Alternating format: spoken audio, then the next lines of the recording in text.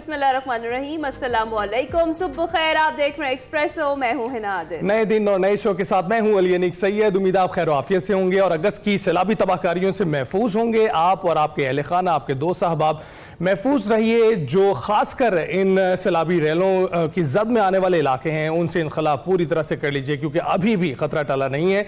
हम सैलाब पर तो बात करेंगे, लेकिन कुछ और अहम बातें हैं जो आपसे करनी है। जैसे कि हुकूमत ने आइंदा 15 रोज के लिए पेट्रोलियम मसनूआत की कीमतों में 3 रुपये तक की कमी का ऐलान कर दिया है।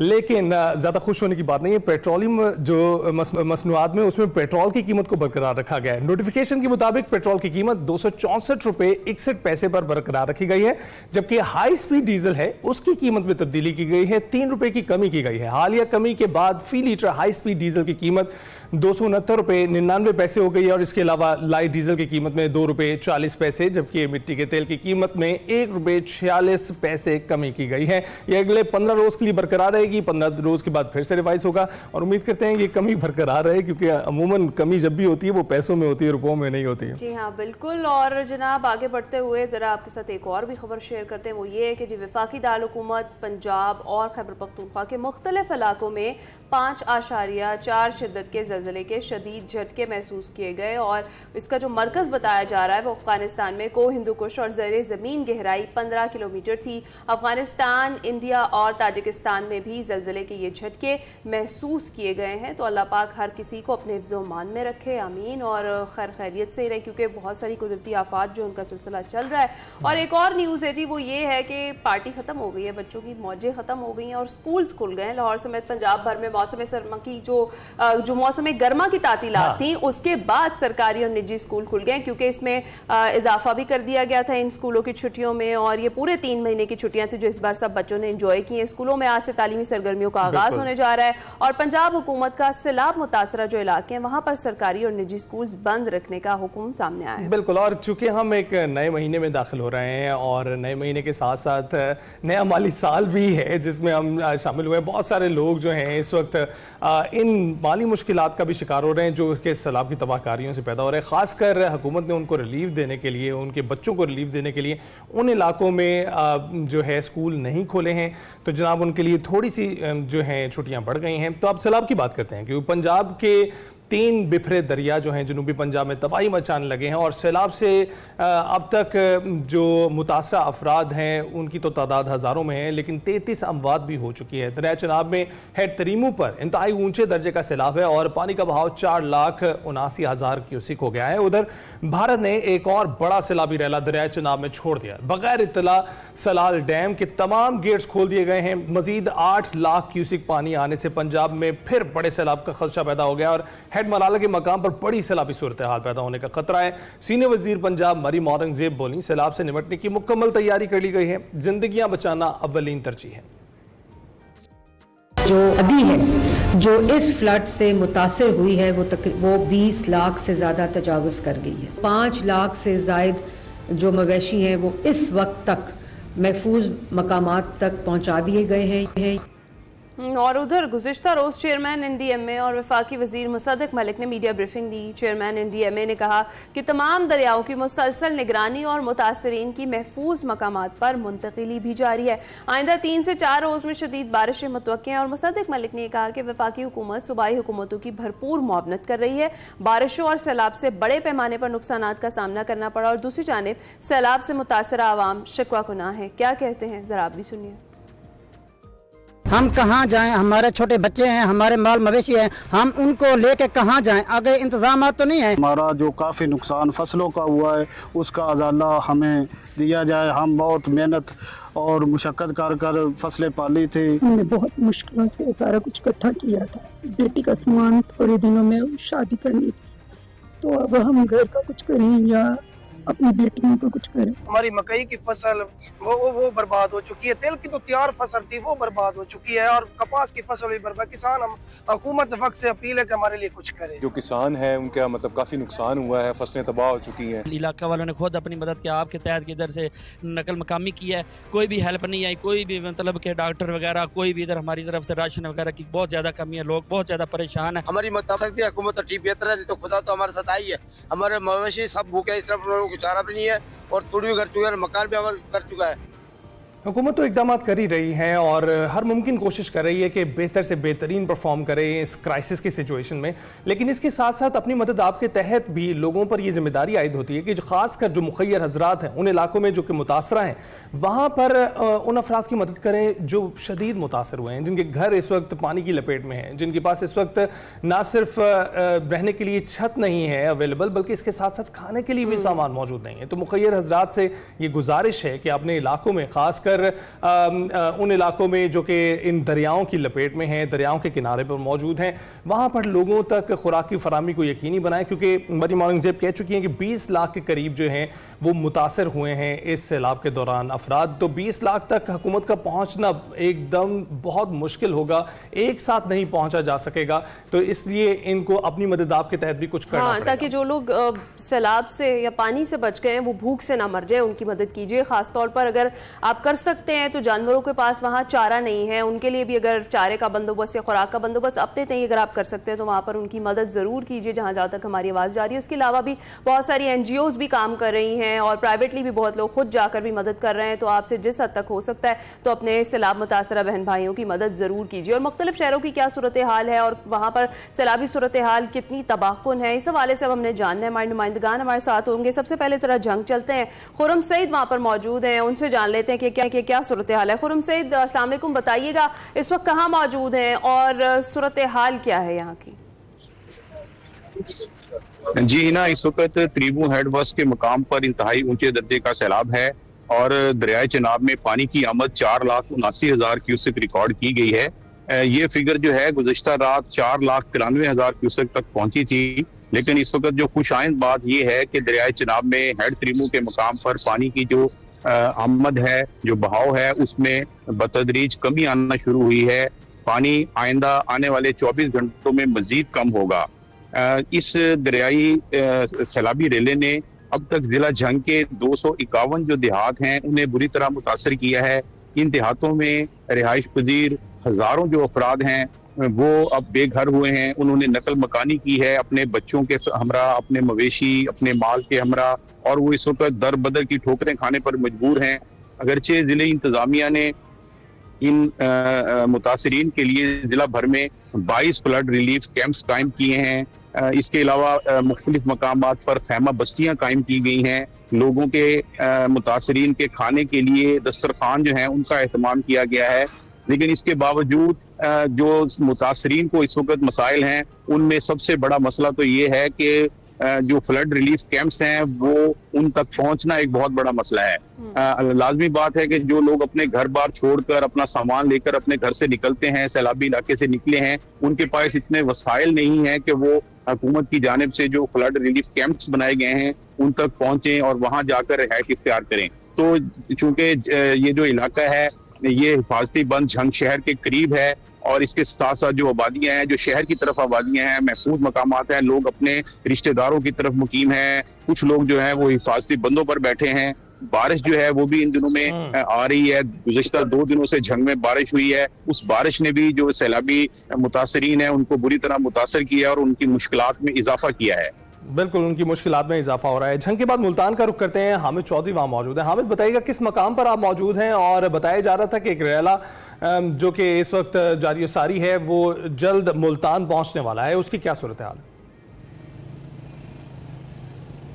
देखें जी, कल जो है दरिया हेड त्रिमू के मकाम पर दरिया चनाब में पानी का जो बड़ा सैलाबी रेला था वो उसका इखराज शुरू हो गया है। वो अगले 24 से 36 घंटे का बताया गया था कि मुल्तान पहुंचेगा। आज किसी भी वक्त जो है ये सैलाबी रेला जो 4.5 लाख से 4.5 लाख के दरमियान है वो मुल्तान पहुंचना शुरू हो जाएगा। पहले भी मुल्तान में दरिया रावी और जो पहला सैलाबी रेला था, छोटा वो सैलाबी रेला चल रहा था, उसका पानी जो है अकबर फ्लड बंद की तरफ जाना शुरू हो गया था। इस वक्त मैं हेड मोहम्मद वाला के मकाम पर मौजूद हूँ। मेरे पीछे जो है ये ब्रीचिंग पॉइंट है। जैसे ही एक साइड पर असल में थोड़ा सा इशू ये है कि जब ये हेड मोहम्मद वाला रोड 2010 में कंप्लीट किया गया, इसमें उस वक्त भी एतराज़ात उठाए गए थे कि इसमें ब्रीचिंग पॉइंट्स नहीं बनाए गए, इसमें कोई आपने ऐसे गेटवे ऐसे स्पेल नहीं लगाए जिसकी वजह से एक साइड पर पूरा पौंड बन जाता है, पानी खड़ा हो जाता था और दूसरी साइड पर बिल्कुल भी पानी नहीं। मेरे साइड पे, इस साइड पे आपको बिल्कुल पानी नजर नहीं आएगा, जबकि दूसरी साइड पर पानी भरना शुरू हो गया है। ये खानेवाल से लेकर जलालपुर पीर वाला तक मुल्तान डिस्ट्रिक्ट लगता है। ये 150 किलोमीटर की बेल्ट है जिसमें तकरीबन 140 मुआवजियात हैं। हैं जिसमें वो मुतासिर हो रहे हैं।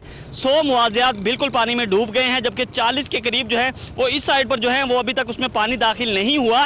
लेकिन ज़िला इंतज़ामिया का दावा है कि 3.5 लाख लोग हैं जो इस बेल्ट में रहते हैं, दरिया के इलाके में रहते हैं, उनको इनखला उनका किया जा रहा है। ज़िला इंतज़ामिया तो ये दावा कर रही है कि 90% लोग जो है वो बाहर आ चुके हैं।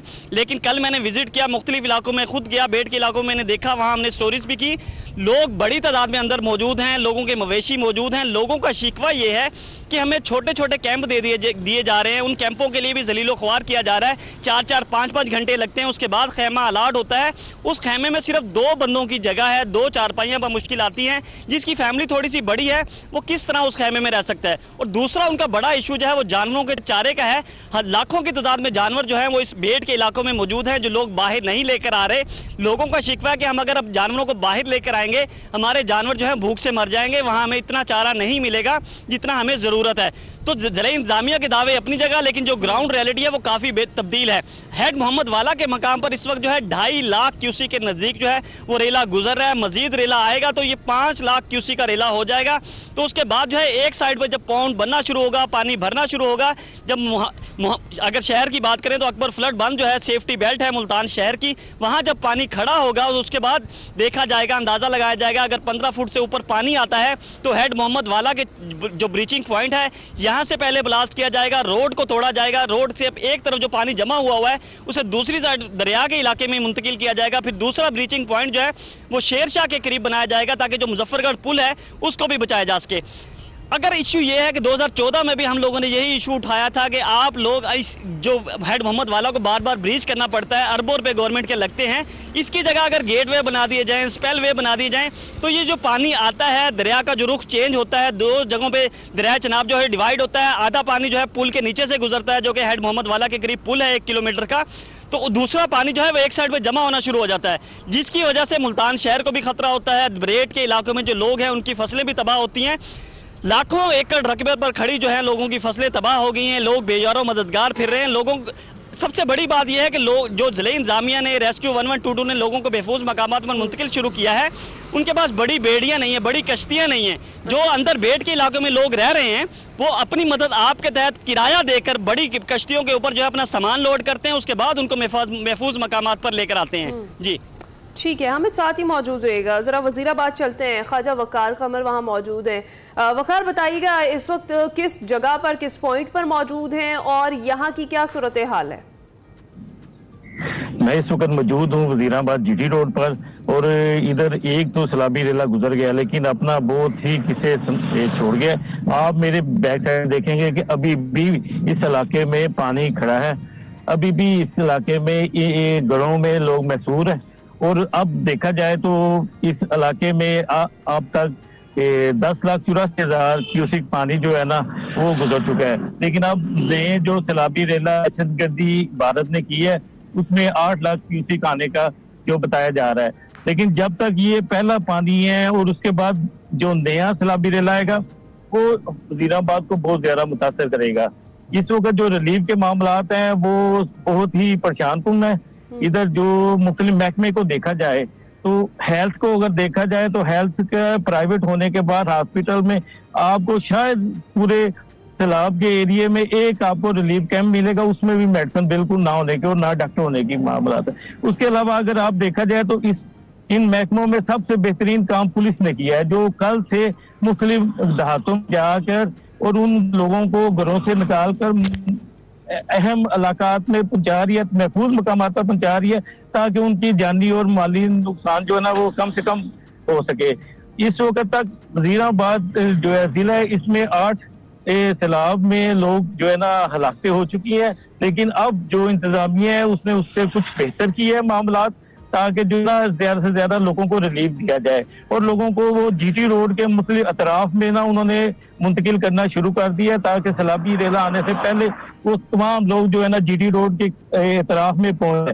इसी तरह अगर वो रेले में ज्यादा शिद्दत आती है तो आपको मेरा कैमरामैन दिखाता है, इधर हुकूमत ने माइंस के लिए कुछ GT रोड पे खुदाई कर ली है ताकि इसमें माइंस लगा दी जाए, ताकि अगर कोई जो है इधर मकाम पे पानी का रेला ज्यादा होता है तो इधर से माइंस को ब्लास्ट करके तो पानी के लिए शहर को बचाने के लिए ये इलाका जो है ना, ये पानी इधर से रेला आसानी से गुजर जाए। दूसरा देखा जाए तो इस वक्त तक जो हालात हैं, अगर आप देखें तो लोगों को फूड की बहुत सख्त कमी है।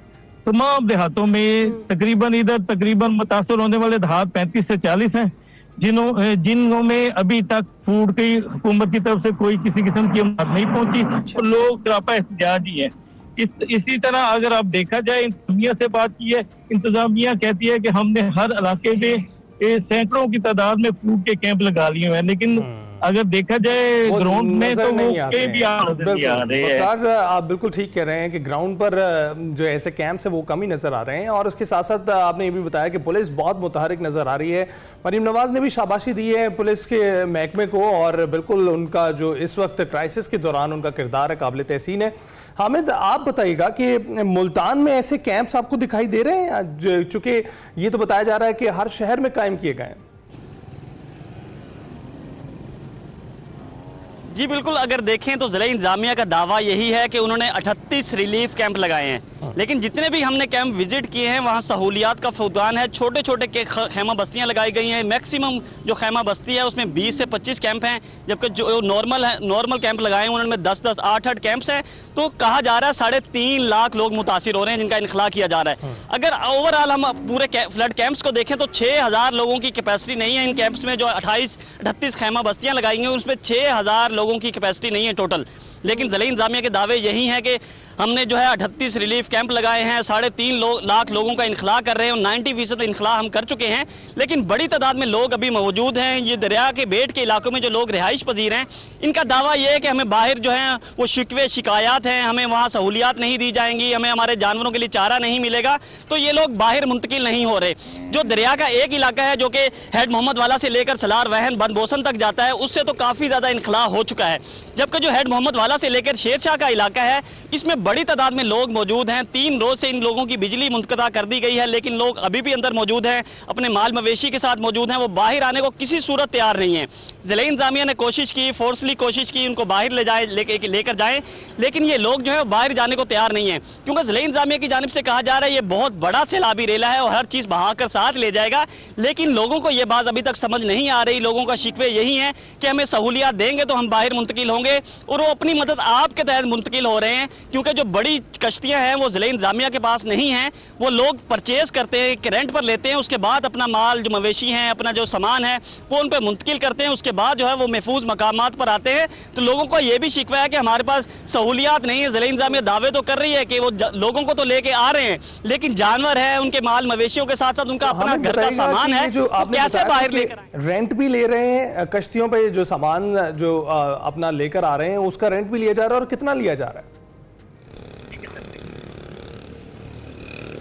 देखें, अगर रेंट की बात करें तो रेंट जो है काफ़ी ज़्यादा देना पड़ता है। वो 4-4, 5-5 हज़ार रुपया जो है फी घराना लेते हैं, उनका सामान बाहर मुंतकिल करते हैं, क्योंकि वो जो प्राइवेट कश्तियां हैं उन लोगों की आजकल चांदी लगी होती है, वो लोगों से चार्ज करते हैं अच्छा खासा पैसा। तो ये सैलाब मुतासरीन लोगों के ऊपर एक बहुत बड़ा बोझ है। ज़िला इंतजामिया के दावे तो बहुत हैं कि जी हमने कैंप्स लगा दिए हैं, लोगों को इनखला कर रहे हैं, लेकिन इस तरह के जो ग्राउंड रियलिटी है वो नहीं है, क्योंकि जो बड़ी कश्तियाँ हैं उन पर ही उनका सामान आना है, उनके जानवर आने हैं।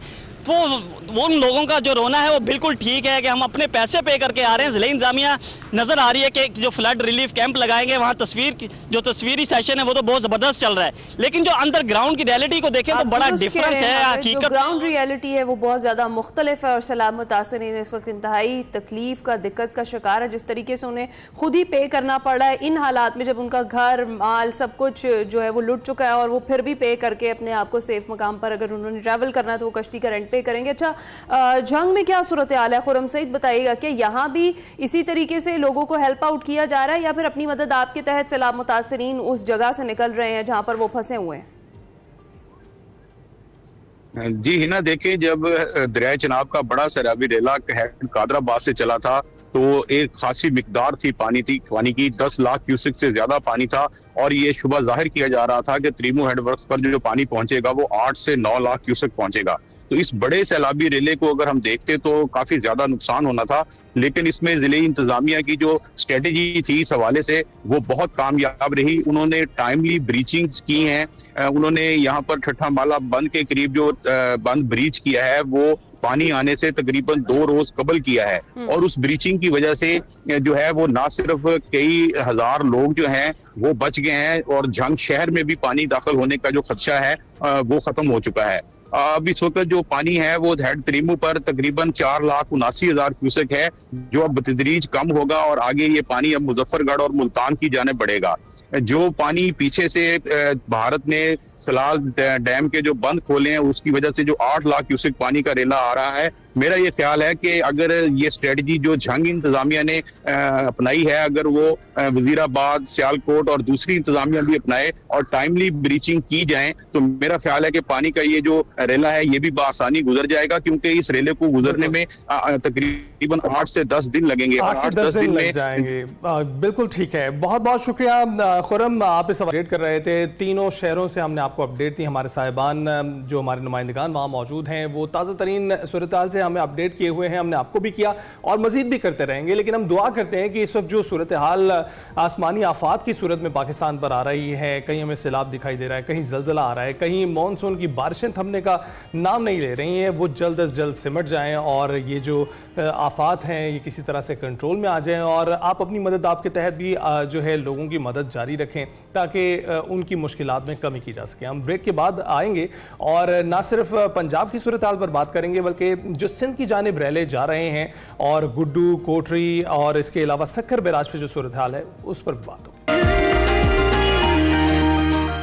Welcome back. पंजाब में तबाही मचाने के बाद सैलाबी रैलों ने सिंध का रुख कर लिया है और गुज़िश्ता रोज वज़ीर आला सिंध मुराद अली शाह और सूबाई वज़रा ने दरियाए सिंध के बैराजों पर जो इंतजामात है उसका जायजा लिया। सक्खर के पहुंचे और वज़ीर आला मुराद अली शाह ने पहले गुड्डू बैराज का दौरा किया, मीडिया से गुफ्तगू की। उन्होंने कहा कि 9 लाख से जायद पानी यानी सुपर फ्लड आया तो कच्चे का इलाका है वो सारा डूब जाएगा।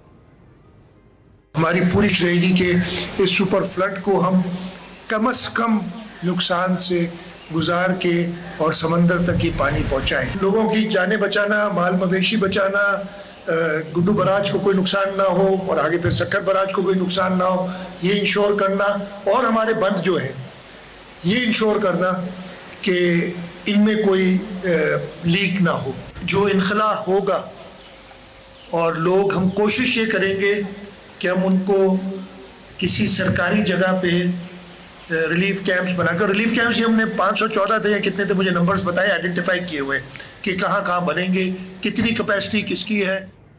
इसी पर बात करेंगे। सैयद सलमान शाह साहब DGPDM सिंध हमें ज्वाइन कर चुके हैं। अस्सलाम वालेकुम सर, बहुत शुक्रिया आपके वक्त का। सबसे पहले तो शाह साहब ये बताइएगा, जिस तरह से अभी हमने गुफ्तगू भी सुनवाई, वज़ीर आला सिंध सैयद मुराद अली शाह साहब ने कहा कि अगर सुपर फ्लड यानी 9 लाख क्यूसेक से ज़्यादा पानी आ गया तो फिर जो कच्चे का इलाका है वो सारा डूब जाएगा। अब तक की क्या सूरत हाल है, ज़रा डिटेल शेयर कीजिएगा। जी बिल्कुल, वालेकुम अस्सलाम, बहुत शुक्रिया। इस वक्त जो गुड्डू से डाउन स्ट्रीम पानी जो आ रहा है लास्ट वो था वो 3.25 लाख के करीब है। तो जब 3.25 लाख पे अभी तक लोगों को वार्न कर दिया गया है। कुछ लोग जो अपनी मदद आपके तहत जो हमारी कोशिशें हैं कि उनको इस बात की इतला मिले और उसके बाद वो मूव होना शुरू हो जाए, वो मूव होना शुरू हो गए हैं गुड्डू से डाउन स्ट्रीम। ये फिगर डेली के हिसाब से बल्कि हर घंटे के हिसाब से बढ़ते रहेंगे। लोगों ने मूवमेंट शुरू कर दी है। जो हमारी तैयारियां हैं वो ये हैं कि हम अगर खुदा न खास्ता जब ये हमें ज्यादा क्लैरिटी होगी जब पंजनत पे टच करेगा, पंजनत के बाद 2 दिन लगते हैं गुड्डू तक पहुंचने में, उस वक्त तक हम अभी ऑब्जर्व कर रहे हैं, लोगों को कन्विंस कर रहे हैं, फैसिलिटेट कर रहे हैं कि वो बाहर निकल आए। और जो हमने रिलीफ कैंप्स भी बंदों के साथ बना दिए हैं, तो जो अपने रिश्तेदारों वगैरह के पास या जिनका अपना कोई वहाँ पे अरेंजमेंट होता है तो वो वहाँ की तरफ जा रहे हैं। और फिर रिलीफ कैंप्स में जा रहे हैं, कोई ऐसा बंदा जिसको या ऐसी फैमिली जिसको कहीं और अरेंजमेंट नहीं हो तो बस गवर्नमेंट के नोटिफाइड रिलीफ कैंप्स में जो है वो आ जाए। रिलीफ कैंप्स में जो सहूलियात है वो हमने मुहैया कर दी हैं और मजीद भी जो जिस तरीके से आबादी रिलीफ कैंप्स आती जाएगी तो मजीद रिलीफ कैंप्स एक्टिवेट होते जाएंगे। इस वक्त तक जो फिगर्स है वो आना शुरू हो गए हैं। तकरीबन 10-12 हज़ार के करीब फैमिलीज बनती हैं जो कि नॉट फैमिलीज, इंडिविजुअल्स जो कि हमारे पास रजिस्टर होते जा रहे हैं, जिनकी रजिस्ट्रेशन होगी है कि ये लोग जो है वो निकल आए हैं। राइट। तो शाह साहब ये भी बताइएगा कि अब तक कौन कौन से ऐसे इलाके हैं जो बिल्कुल खाली करवा लिए गए हैं और कौन से ऐसे इलाके हैं जहां से लोगों को इनखला का अभी आप कह रहे हैं? जी, ये अगर मैं पूरे सिंध की बात करूं तो वो 15 अजला बनते हैं, लेकिन इस वक्त जो हमारा ज्यादा फोकस है वो जो हमारे नॉर्दर्न मोस्ट डिस्ट्रिक्ट है जो कि 6 अजला बनते हैं, जिसमें राइट बैंक पे कश्मीर, शिकापुर और लाड़काना डिस्ट्रिक्ट आते हैं, और लेफ्ट बैंक पे आते हैं घोटकी, सखर और खैरपुर डिस्ट्रिक्ट। उन डिस्ट्रिक्ट की जो कच्चे की आबादी बनती है तकरीबन मिला के कोई 4-4.5 लाख की बनती है टोटल, और तकरीबन इसी हिसाब से प्रोपोर्शन भी उनके जो है ना वो नंबर ऑफ फैमिलीज है वो भी कोई 24-25 हजार के करीब फैमिलीज बनती है। तो उन फैमिलीज को जो है वो हम प्रायोरिटी पे जो है उनको हम कन्विंस कर रहे हैं या उनको हम फैसिलिटेट कर रहे हैं कि वो निकल आए। फिर इसी तरीके से जब ये पानी नीचे आता जाएगा तो फिर हमारी मूवमेंट उसी तरीके से नीचे की तरफ हमारा फोकस बढ़ता जाएगा। इसमें यह है कि इसी पॉइंट ऑफ व्यू से, क्योंकि सबसे इम्पोर्टेंट चीज जो है गवर्नमेंट की यही है कि हमारा टारगेट जो है कि बिसाइड्स के हमारे बंद प्रोटेक्ट रहे, हमारे ब्राजेस प्रोटेक्ट रहे, वो ह्यूमन लाइफ है और जो लाइफ स्टॉक की लाइफ है। तो उन दोनों को फोकस करने के लिए हमने कि खुदा न खासा ऐसी कोई सिचुएशन बनती है कि लोग फिर भी नहीं निकले या किसी वजह से रुक गए या किसी वजह से फंस गए, तो रेस्क्यू बोट्स का गवर्नमेंट ऑफ सिंध ने तकरीबन 192 रेस्क्यू बोट्स हैं वो स्टैंड बाय पे रखी हुई है। तो मुख्तलिफ ऐसे क्रिटिकल पॉइंट्स पे इनिशियली प्लेस कर दिया गया है, और बाकियों को भी जो है उनकी मूवमेंट हम इस चीज की 24 आवर्स मॉनिटरिंग चल रही है फ्रॉम सीएम साहब से लेके, और नीचे जो है वो हमारे जो रेवेन्यू का जो लोएस्ट टीयर होता है वो जो है ना मोबिलाइज्ड है। तो जहां जहां पे जैसे जरूरत पड़ती है तो हम उसको अकॉर्डिंगली अपनी जो रिसोर्सेज है उनको हम शिफ्ट करते रहते हैं, और जहां जहां पे जरूरत पड़ती है वहां पे मूव करते रहते हैं। तैयारियां बिल्कुल 100% मुकम्मल है, रेस्क्यू के लिए भी, लोगों को फैसिलिटेट करने के लिए भी, कि जिसमें अभी कुछ इलाके ऐसे हैं जिसमें रोड ट्रांसपोर्टेशन भी अवेलेबल है, तो जिनके पास अपनी ट्रांसपोर्ट है वो उसको अवेल कर रहे हैं, लेकिन गवर्नमेंट ने भी उनको फैसिलिटेट करने के लिए वहाँ पे ट्रैक्टर, ट्रॉलीज, छोटे मजले इस टाइप का अरेंजमेंट कर दिया ताकि वो जब तक पानी नहीं चढ़ता तो वो उन रोड ट्रांसपोर्ट का अवेल करें। रोड ट्रांसपोर्ट जब डिस्कनेक्ट हो जाएगा तो फिर वो बोटों के जरिए हम उनको निकालेंगे, और थर्ड स्टेज में फिर रेस्क्यू करना, और खुदा न खास्ता पड़ गया या फोर्स इवैक्यूएशन करनी पड़गी तो वो करेंगे। अच्छा, मैं इसी तरफ आ रही थी। डेफिनेटली सर, ये आफत का वक्त है, कोई भी अपने माल और मवेशी जो है वो आसानी से छोड़कर नहीं जा रहा। पंजाब की भी सूरत हाल हमने अभी डिस्कस की, उधर भी यही सूरत हाल थी। क्या इसी तरह की सूरत हाल का सामना वहां भी आपको करना पड़ रहा है, इंतजामिया को करना पड़ रहा है, जहां से लोगों को इनखला का कहा जा रहा है लेकिन वो बजिद हैं कि वो वहीं रुकेंगे? क्या इस तरह की सिचुएशन का भी सामना है सिंध में? देखिए, इसमें थोड़ा सा हमें यहाँ के कल्चर को भी समझना पड़ेगा और एक ह्यूमन नेचर को भी समझना पड़ेगा। कोई भी इंसान अपना घर जब तक उसको ये एविटेबल नहीं हो जाता कि ये अभी मेरा लास्ट है, इसके बाद ही मैं निकलूंगा, तो ये है, चाहे पंजाब हो चाहे सिंध हो, कोई भी जगह हो, वहाँ पे आदमी जो है अपना घर किसी आसानी से नहीं छोड़ता जब तक वो फुली कन्विंस हो जाए। और फुली कन्विंस करने के लिए उनको हमारे पास 2 रास्ते हैं, मतलब 2 रास्ते होते हैं। एक तो उनको इतला दी जाए, बार बार उस खतरे से आगाही दी जाए, खतरे से आगाही के बाद भी अगर वो ना समझे तो फिर वो उस वक्त निकलता है जिस वक्त सब पे पानी चढ़ जाता है। ह्यूमन नेचर है ना कि भाई अभी मेरा घर डूबेगा, अब तो मेरा सर्वाइवल में कोई नहीं है। उस हद तक, आखिरी हद तक उसकी कोशिश ये होती है कि मेरा जो माल मवेशी है, मेरे जो कीमती अशिया है वो बच जाएंगी, और फिर अगर पानी आ जाता है तो फिर कहता है कि मैं इसको बचाऊं। राइट, बहुत बहुत शुक्रिया शाह साहब, आपने जो सूरत हाल है उससे आगाह किया हमारे नाजरीन को, और जो सिंध हमारे नाजरीन है वो सुन पा रहे हैं। आपका बहुत बहुत शुक्रिया। हम ब्रेक पर जाएंगे, ब्रेक के बाद फिर से इसका तज़किरा होगा। Welcome back to Expresso. जिस तरह से आपको हम बता रहे थे ब्रेक पर जाने से पहले कि पंजाब में अब तबाही मचाने के बाद सैलाबी रैले सिंध का भी रुख कर रहे हैं, और दरिया सिंध में गुड्डू, सखर और कोटरी पर निचले दर्जे का सैलाब बताया जा रहा है। ब्यूरो चीफ सखर शहजाद तबानी हमारे साथ मौजूद है, उनसे बात कर लेते हैं और जानते हैं कि क्या सूरत हाल है। शहजाद, जरा बताइएगा कि इस वक्त आप कहाँ पर मौजूद हैं और कौन कौन से ऐसे इलाके हैं जिन्हें अभी खाली करा लिया गया है, और कौन से ऐसे इलाके हैं जहाँ पर अभी भी लोग मौजूद हैं लेकिन वहाँ पर सैलाब का खतरा भी है?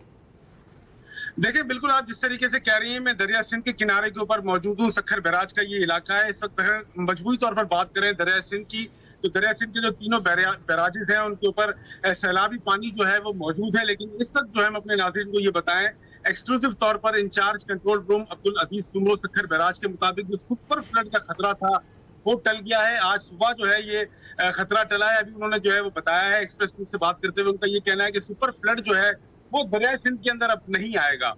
इंतजाम जो है वो मुकम्मल कर लिए गए। इस वक्त बैराजों की जो पर पानी की जो सूरत हाल है वो कुछ इस तरीके से है कि गुड्डू बैराज के ऊपर इस वक्त 3,08,000 क्यूसेक पानी मौजूद है, जो 24 घंटों के दौरान 10,000 क्यूसेक कम हुआ है। इसी तरीके से सखर बैराज पर कल 3 लाख क्यूसेक पानी था और आज जो है वो 2,85,000 क्यूसेक है। इसका मतलब है कि 15,000 क्यूसेक यहाँ भी पानी कम हुआ है, जबकि कोटरी बैराज पर जो है 2,85,000 के करीब पानी था, वो वैसे ही सेम वहां पर मौजूद है। कहा यह जा रहा है कि 24 घंटों में मजीद जो है वो पानी कम होगा। पंजत की तरफ जिस तरीके से पानी कम हुआ है, तो दरिया सिंध के अंदर पानी की आमद जो है वो भी आहिस्ता आहिस्ता से जो है कहा जा रहा है कि कम होगी। इंतजाम की अगर हम बात करें तो जैसे ही 2 लाख के ऊपर पानी बढ़ता है दरिया सिंध के अंदर, तो हिफाजती बंद है, वहां पर दबाव बढ़ना शुरू हो जाता है और कच्चे के इलाकों में खासतौर पर जो है लोगों की परेशानियां शुरू हो जाती हैं। घोटकी के शैंक बंद पर जिस तरीके से कल वजीर आला अपने सूबाई वज़रा के हमरा आए थे, वहां पर इंतजाम का उन्होंने जायजा लिया था, रिलीफ कैंप का जायजा लिया था, तो उनके जाने के बाद वो तमाम जो रिलीफ कैंप थे वो उखाड़ दिए गए जिला इंतजामिया की जानिब से, और ऐसा लग रहा था कि जैसे कोई रिलीफ कैंप है ही नहीं, वो सिर्फ उनको दिखाने के लिए कैंप बनाए गए थे। दूसरी बात यह है कि कच्चे के जो लोग हैं वो नकल मकानी करने के लिए तैयार नहीं हो रहे हैं। वो कहते हैं कि हमारी जमीनें वहां पर है, हमारी फसलें वहां पर है, हम छोड़कर पक्के के इलाके में नहीं आएंगे। तो ये मुसीबत है, ये मुश्किलात है यहाँ के लोगों के लिए।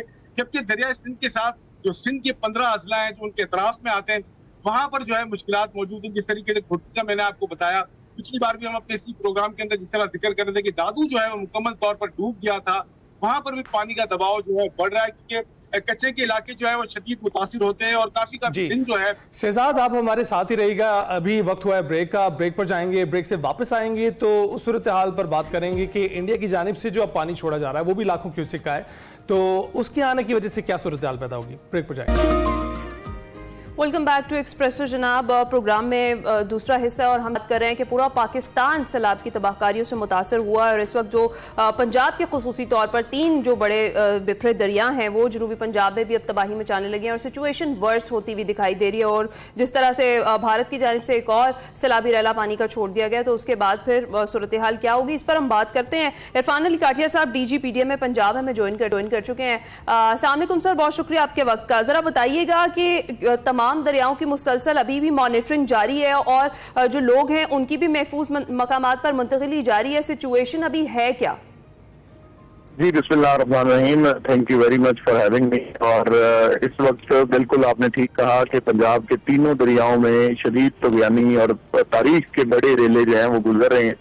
और अगर मैं बारी बारी इनकी बात करूं तो चनाब पे आपने देखा किस तरीके से अहद बराला से ये हमने 9-9.5 लाख क्यूसेक चला और फिर आगे ये मजीद पानी बढ़ता हुआ खानकी कादराबाद से जंग में दाखिल हुआ और वहां पे खास तौर पे हमें मल्टीपल ब्रीचेस करने पड़े to save the major urban centres even जंग।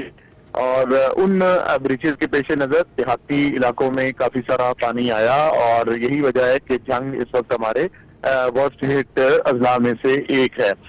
इस वक्त जंग के त्रिमू हेड वर्क्स पे पानी पिछले 1 घंटे में 70,000 क्यूसेक्स बढ़ने के बाद तकरीबन 5.5 लाख क्यूसेक को टच कर रहा है और आज शाम तक हम इसकी पीक 7 लाख क्यूसेक तक देख रहे हैं। इसके बाद यही पानी दरियाए रावी के पानी के साथ कल मिलेगा और जब दरियाए रावी और दरियाए चनाब के ये रेले मिलेंगे तो ये फिर अल्टीमेटली मुल्तान हेड मोहम्मद वाला पे जाके मुल्तान और आगे मुल्का अजला के लिए परेशानी का सबब बनेंगे।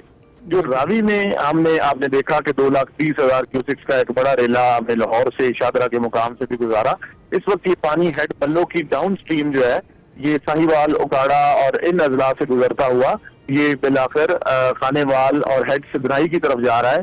हेड सिदराई पे हमें आज सेकेंड टाइम खुदा न खास्ता अगर सूरत हाल क्रिटिकल होती है तो ऑलरेडी फैसले लिए जा चुके हैं, हमें शायद ब्रीच की तरफ जाना पड़े।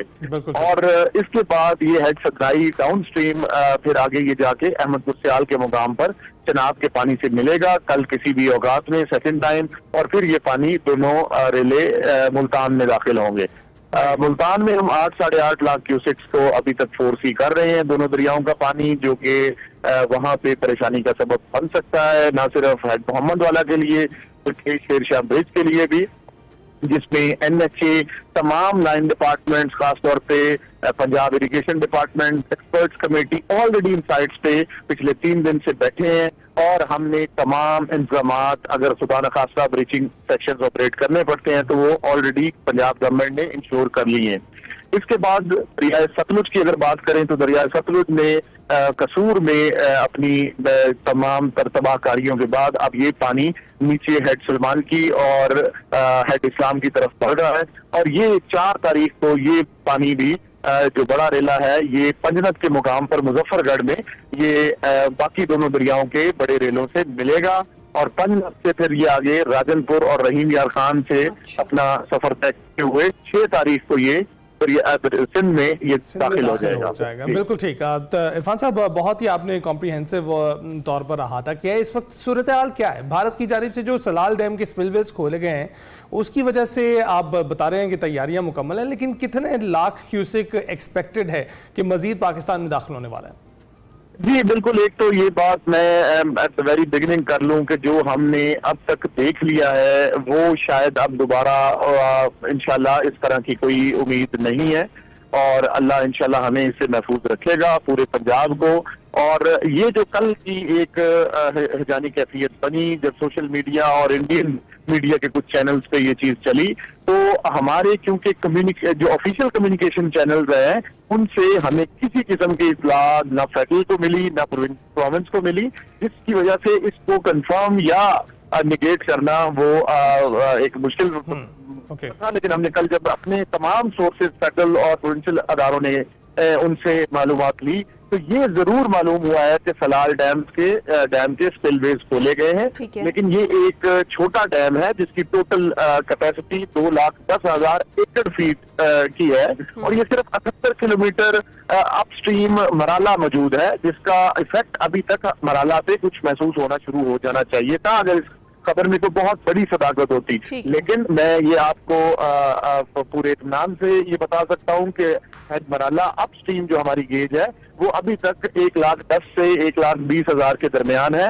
और जिसका मतलब है कि कोई बहुत बड़ा पानी में इंडिया की तरफ से मजीद नहीं आया। बिल्कुल ठीक है। अच्छा काठिया साहब, ये तो सूरत हाल हो गई। गुज़िश्ता रोज हमने देखा चेयरमैन एनडीएम में और जो वफाकी वजीर है मुसद्दिक मलिक साहब, उन्होंने एक प्रेस कॉन्फ्रेंस की तो उसमें उन्होंने ये भी बताया कि आइंदा जो स्पेल है, आइंदा 3 से 4 रोज में बहुत ज्यादा शदीद बारिशें एक्सपेक्टेड है, तो उस सूरत हाल में भी हालात कंट्रोल में ही रहेंगे? अगर बहुत ज्यादा बारिश हो जाती है तो भी जो सिचुएशन है आपके ख्याल में वो वैसी नहीं होगी जिसका अभी हमने सामना किया है सैलाब की? जी बिल्कुल, उससे सूरत हाल बिगड़े क्योंकि ये तमाम अजला ऑलरेडी अंडर वाटर है जहाँ पे दोबारा ये हमारी बारिशों की कंसंट्रेशन है, जिसमें खास तौर पे नॉर्थ ईस्टर्न रीजन हमारा है, ये सियालकोट, नारोवाल, गुजरात, ये सारे अजला वो हैं जो ऑलरेडी कम्प्लीटली इनके जो पेरी अर्बन एरियाज हैं वो कम्प्लीटली इनंडेट है, फसलें ऑलरेडी तबाह हो चुकी हैं। मजीद बारिश न सिर्फ रेस्क्यू और रिलीफ एक्टिविटीज को मुतासर करेंगी बल्कि ओवरऑल ये जो परेशानी है इसका क्वांटम बढ़ाएंगी। लेकिन इत्मीनान इस वजह से है कि जो हमने पहले अब तक पंजाब के इन तमाम अजला ने देख लिया है, अब खुदा न खास्ता उम्मीद यही है कि उस का प्रॉब्लम मजीद नहीं होगा। और दूसरी एक जो पॉजिटिव चीज ये है कि इस वक्त पाकिस्तान फौज तमाम अदारे इन अजला में मौजूद हैं जो क्रिटिकल डिस्ट्रिक्ट्स हैं और खुदा न खास्ता अगर कोई और सूरत हाल भी बनती है तो ऑलरेडी रिसोर्सेज, पर्सनल, पैराफर्नीलिया हर कोई मोबिलाइज्ड है और पब्लिक की खास तौर पे सबसे पहले जान का तहफ़्फ़ुज़ और उसके बाद उनके माल का तहफ़्फ़ुज़ इसको यकीनी बनाने के लिए सरगर्म अमल है। दुरुस्त, यानी तमाम इदारे एक पेश पर हैं और आवाम की मदद के लिए मौजूद हैं हर जगह पर। अच्छा काठिया साहब, इन दी एंड बहुत सारे इलाके ऐसे हैं जहाँ पर सूरत हाल बड़ी वर्स रही है, तो मुकम्मल तौर पर क्या लोगों का वहाँ से इनखला अभी तक हो पाया? क्योंकि बहुत सारे ऐसे भी लोग हैं जो बज़िद हैं और अपना इलाका, अपनी जमा पूंजी छोड़ना नहीं चाहते, उनके लिए कोई पैगाम भी आप देना चाहेंगे? जी बिल्कुल, मैं यही गुजारिश करूंगा कि सैलाब का जो पानी है और इस पे एडमिनिस्ट्रेशन की ये कुदरत के सामने बहुत ज्यादा जोर किसी का नहीं है। हम अपनी मैयर्स ले सकते हैं और आपने देखा कि ये तारीख का सबसे बड़ा रेस्क्यू ऑपरेशन हुआ जिसमें अब तक तकरीबन 7.25 लाख लोगों को और इसी तरह तकरीबन 5.25 लाख एनिमल्स को इस मुकामात तक पहुंचाया। आपके तमाम अदारे, फौज, रेस्क्यू 1112 आपकी जान के तहफ़्फ़ुज़ को यकीनी बनाने के लिए वहाँ मौजूद है। आपसे सिर्फ यही गुजारिश है कि इस वक्त में अगर आप ताउन करेंगे तो हम ज्यादा से ज्यादा जो जाने हैं उनको महफूज कर सकेंगे और माली नुकसान को में कमी ला सकेंगे। तो गुजारिश यही है कि वो अजला जिनमें अभी पानी के बड़े रेला ने गुजरना है, इसमें ये मुल्तान, मुजफ्फरगढ़, राजनपुर, रहीम यार खान और इसी तरह बिहाड़ी, बहावलनगर, बहावलपुर, आपसे गुजारिश है कि फ्लड प्लेन को पूरी तरह से खाली करें ताकि किसी भी किस्म के नुकसान से बचा जा सके। बिल्कुल ठीक। इरफान अली काठिया साहब, बहुत बहुत शुक्रिया आपका। डीजीपी पंजाब गुफ्तगू कर रहे थे और बता रहे थे कि अब जहां रिले जा रहे हैं वहां के लोगों को ज्यादा एहतियात बरतनी चाहिए, एडवाइजरीज देखनी चाहिए, उनके मुताबिक फैसले लेने चाहिए और अगर कहीं पर सैलाब आ रहा है तो उन जगहों को खाली कर देना चाहिए। शहजाद तबानी हमारे साथ ब्यूरो चीफ सक्खर मौजूद हैं, उनसे गुफ्तगू का सिलसिला ब्रेक से पहले जारी था, एक बार फिर से उनसे जो है गुफ्तगू करते हैं। शहजाद बताइएगा, इस वक्त बताया जा रहा था इरफान अली काठिया साहब की जानिब से कि अब रैले जो है वो सिंध की जानिब बढ़ रहे हैं। आपने कहा कि खतरा टल गया है और जो सुपर फ्लड का खतरा था वो खास कर टल गया है, तो क्या पंजनत के मकाम पर जो दबाव था उसके कम होने की वजह से ये खतरा टला है? जी बिल्कुल, पंजनत में जिस तरीके से पानी का दबाव कम हुआ है तो इस वजह से सैलाब का जो फ्लो तेज आ रहा था यहाँ पर वो थोड़ा कम हो गया है, सुस्त हो गया, उसको ये कह सकते हैं। इस वक्त जो है दरिया सिंध के अंदर सैलाबी सूरत हाल मौजूद है। 2 लाख क्यूसिक पानी जैसे ही सिंध की बैराजेस के ऊपर बढ़ता है तो निचले दर्जे का सैलाब डिक्लेयर कर दिया जाता है। इस वक्त जो है गुड्डू बैराज पर 3,10,000 क्यूसिक पानी मौजूद है, सक्खर बैराज पर जो है 2,85,000 क्यूसिक पानी मौजूद है, इसी तरीके से कोटरी बैराज पर 2,85,000 क्यूसिक पानी मौजूद है। तो इन बैराजेस के ऊपर सैलाबी सूरत हाल मौजूद है। खास तौर पर जैसे दरिया सिंध के अंदर पानी ज्यादा होता है तो कच्चे के जो इलाके हैं, जो हिफाजती बंद है दरिया सिंध के, उनके ऊपर दबाव बढ़ जाता है। सिंध के 15 जिले हैं जो दरिया सिंध के अतराफ में, करीबी अतराफ में है, तो उनको जो है शदीद खतरात लाहक हो जाते हैं। जिस तरीके से घोटकी की हम बात कर रहे थे कि घोटकी का जो शैंक बंद है, मेन बंद है, वो जो है मुख्तलिफ दरारें उसके ऊपर पड़ गई हैं। कल वजीर आला सिंध खुद वहां का विजिट करके गए हैं। उसके बाद जो है जो जिले इंतजामिया घोटकी उसने जो इंतजाम किए थे वो तमाम के तमाम इंतजाम, रिलीफ कैंप जो है वो खत्म कर दिए गए हैं। नकल मकानी करके आने वाले जो लोग हैं वो वैसे तो वो तैयार ही नहीं हो रहे कि हम नकल मकानी करके जो है पक्के की तरफ आए, क्योंकि उनकी जमीनें और दीगर चीजें वहां पर वो छोड़कर आने को तैयार नहीं है। जादू जिले का पिछली बार जिस तरीके से हम जिक्र कर रहे थे कि बहुत ज्यादा हिट हुआ था और कई दिनों तक जो है सैलाब का पानी उस इलाके के अंदर मौजूद रहा था, तो ये तमाम तर मुश्किलात जो है वो पानी के साथ साथ बढ़ती है। पंजाब के अंदर जिस तरीके से खतरनाक सैलाब ने तबाही मचाई है वो हम सब लोग देखी है, हम सब देख रहे हैं।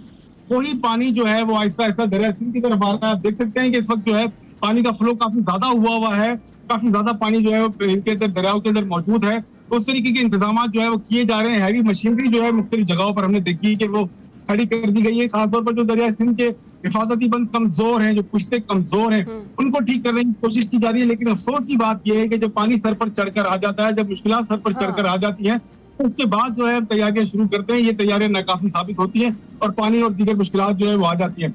आपको पता है हर साल अब जो है सैलाब आते हैं, बारिशों का मौसम होता है, इन दिनों के अंदर बारिश होती है, तो इंतजाम को पहले किया जाए तो बेहतर हो सकता है। हमारे पास जो है कच्चे का इलाका बहुत बड़ा है, उस कच्चे के इलाके के लोगों को पक्के की तरफ लाना जो है ये सिंध हुकूमत का और जिले की जो हुकूमत है उनके लिए कड़ा इम्तिहान है कि वो किस तरीके से उनको लाते हैं। बहरहाल सुपर फ्लड जो है उसका खतरा तो इस वक्त टल चुका है, फ्लड जो है वो अभी मौजूद है। पक्के के इलाके तो खैर से महफूज है, लेकिन कच्चे का इलाका हमारा हमेशा जो है वो डूब जाता है।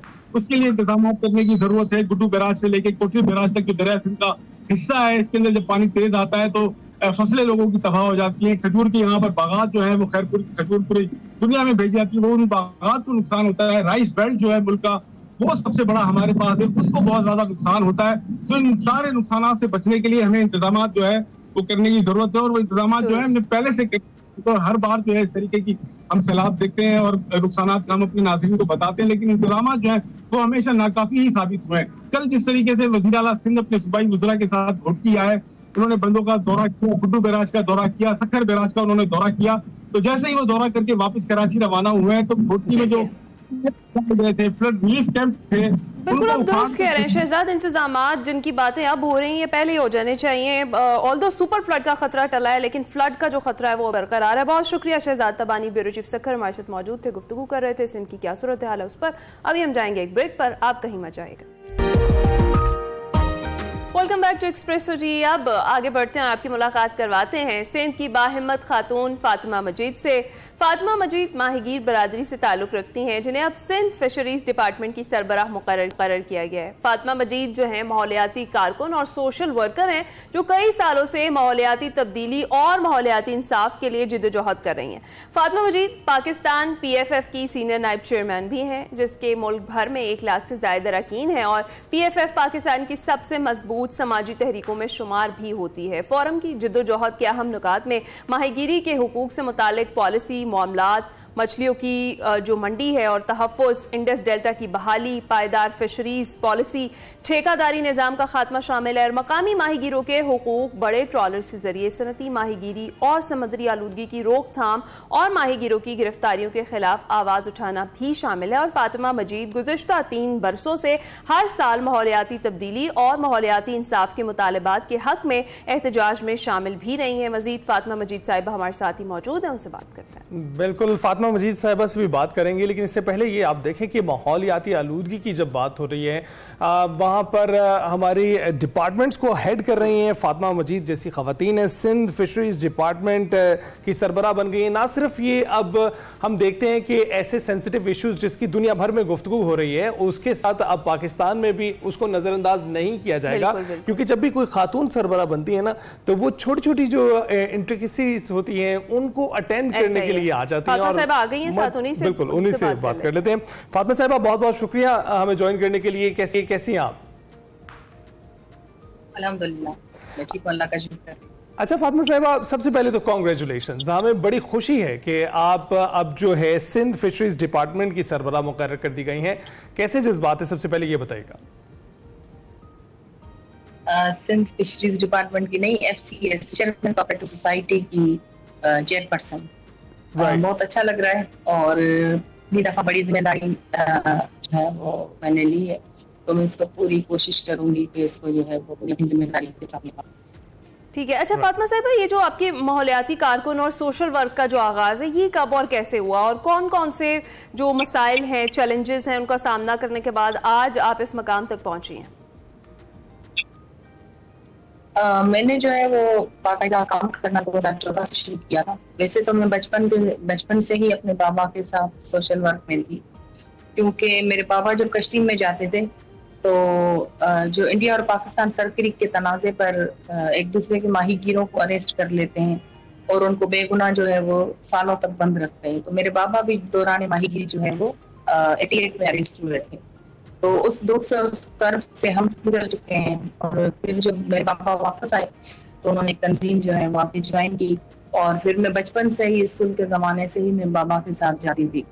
और फिर मैंने बाकायदा जो है वो 2004 में जो है वो मैं पाकिस्तान फिशर फोरम, हमारी माहीगीरों की तंजीम है जिसमें एक्टिव हुई और मैंने काम करना शुरू किया, अपनी कम्युनिटी को जोड़ना, उनको मोबिलाइज करना अपने इश्यूज पर।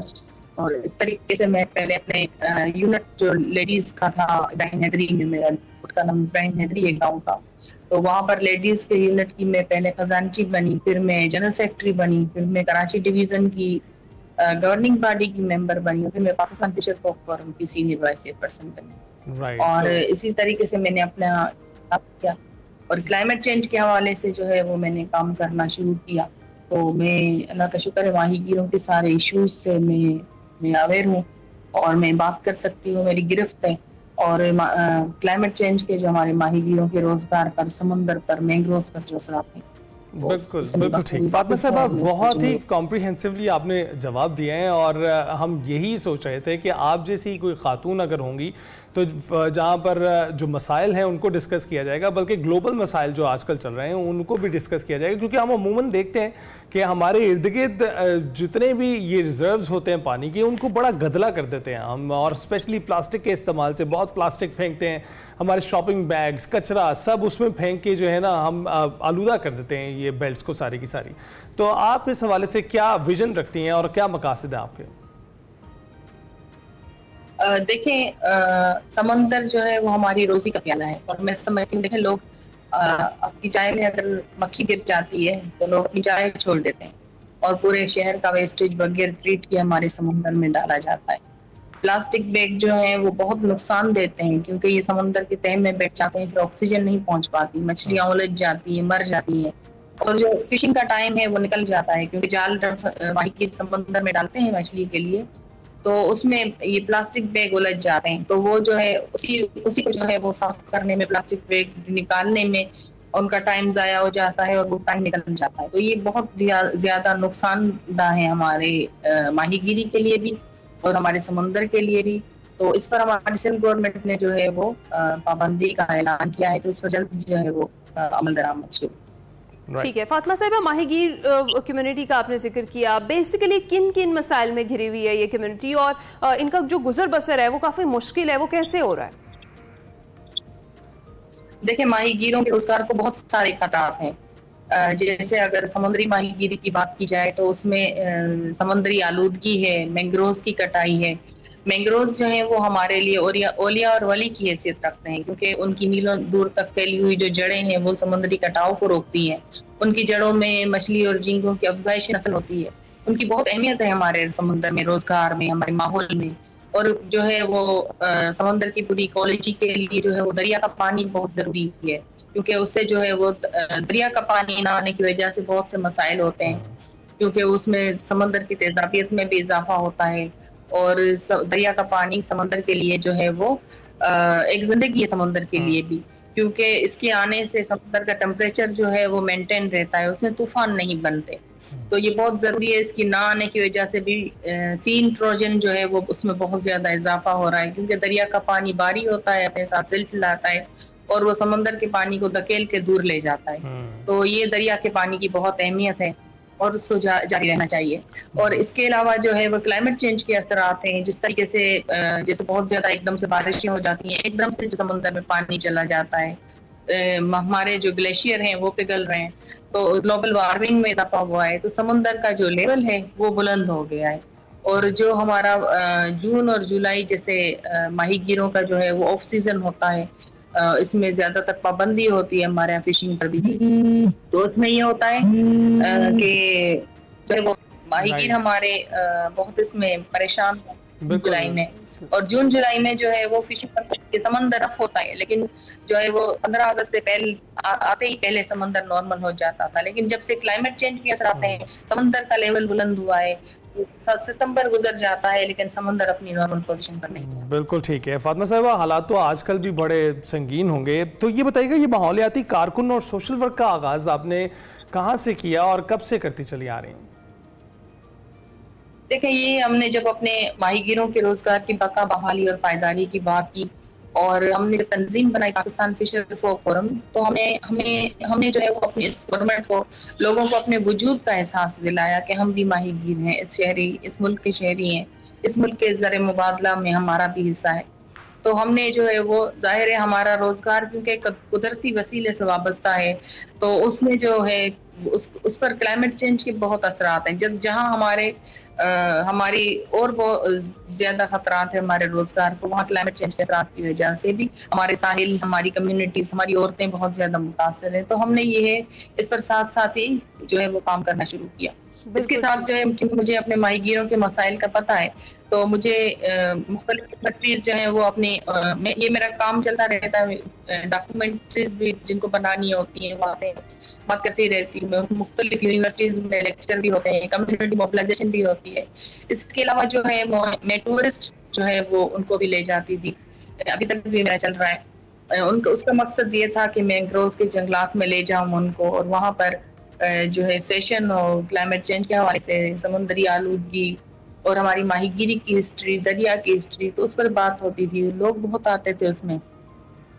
इस तरीके से जो है क्योंकि मुझे अपना माहीगीरी का कल्चर बहुत अच्छा लगता है, तो मैं अपने कल्चर को भी बताना चाहती हूँ। हम जो है वो अपना लोकल फूड है उसको भी प्रमोट करते हैं, क्योंकि हम इस तरीके से लोगों को बताते हैं कि जब हमारा समंदर बचेगा, हमारा रोजगार बचेगा, हमारा माहौल बचेगा, क्लाइमेट चेंज के असर कम होंगे, तभी जो है वो हमारा इतना अच्छा फूड जो है वो हमारे लिए। आप दुरुस्त कह रही हैं, और शायद आपका ताल्लुक माहीगीर बरादरी से है, तो आप बेहतर तरीके से उनके मसाइल को भी समझ सकती हैं और हल के लिए भी डेफिनेटली आप कर रही हैं। फातिमा साहिबा, आप डेफिनेटली एक मिसाल हैं पाकिस्तान की तमाम खवातीन के लिए जो कुछ करना चाहती हैं। क्विकली मैं चाहूंगी उन्हें कोई आप पैगाम देना चाहेंगी? देखिए, मेरा पाकिस्तान की ख़वातीन के लिए यही पैगाम है कि देखिए, हमारे मसले सारे सियासी हैं और उनके हल भी सियासी हैं। नामुमकिन कुछ भी नहीं है। आप अपने लोगों की, अपने कम्युनिटी की आवाज़ बनो, उनके लिए जदोजहद करो, आगे बढ़ते रहो, तो जो है वो ज़रूर आपकी कदर होती है, आपको ज़रूर मौके मिलते हैं। तो मैं यही चाहूँगी कि सियासत में आना चाहिए सबको और सियासी शऊर हासिल करना चाहिए और अपने लोगों के लिए, अपनी ज़मीन के लिए, अपनी धरती के लिए जो है वो कोशिशें अपनी जारी रखनी चाहिए। फातिमा साहिबा, बहुत बहुत शुक्रिया हमसे गुफ्तगू करने के लिए। और फातिमा साहिबा वाकई ये हाल है कि अपनी कम्युनिटीज़ के लिए अपनी आवाज़ बुलंद करते रहना चाहिए। मर्द व ख़वातीन हो, कोई भी हो, अपनी कम्युनिटी के लिए आवाज़ बुलंद करेगा, क्योंकि आपसे बेहतर कोई भी अपनी कम्युनिटी के मसाइल नहीं जानता है। हम ब्रेक के बाद आ सकते हैं।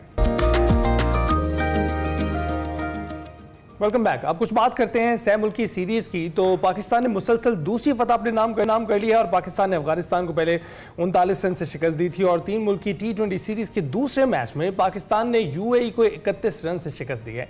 207 रन के जवाब में हरीफ टीम 176 रन पर ही ढेर हो गई। UAE के खिलाफ साइम अयूब ने 38 गेंदों पर 69 रन की शानदार इनिंग्स खेली और जो हमारे यंग बैटर हैं हसन नवाज, उन्होंने 6 छक्के और 2 चौके लगाए और सिर्फ 26 गेंदों पर 56 रन बनाए। मोहम्मद नवाज ने 25 रन बनाए, फ़हीम अशरफ ने 16 रन बनाए, उसके बाद आउट हो गए। UAE की जानिब से जुनैद सदीक और सागिर खान ने 3-3 खिलाड़ियों को आउट किया है। इस पर हमने आज बात करनी है और हमें ज्वाइन कर चुके हैं सैयद मोहम्मद अवैस, स्पोर्ट्सकार हैं। अस्सलाम वालेकुम अवैस, आप कैसे हैं? वालेकुम सलाम, कैसे हैं हम दोनों? ठीक है अल्हम्दुलिल्लाह। अवैस, सबसे पहले ये जो ट्राई नेशन सीरीज में पाकिस्तान की मुसलसल दूसरी कामयाबी है, क्या कहेंगे? देखिए, एक अच्छी बात है।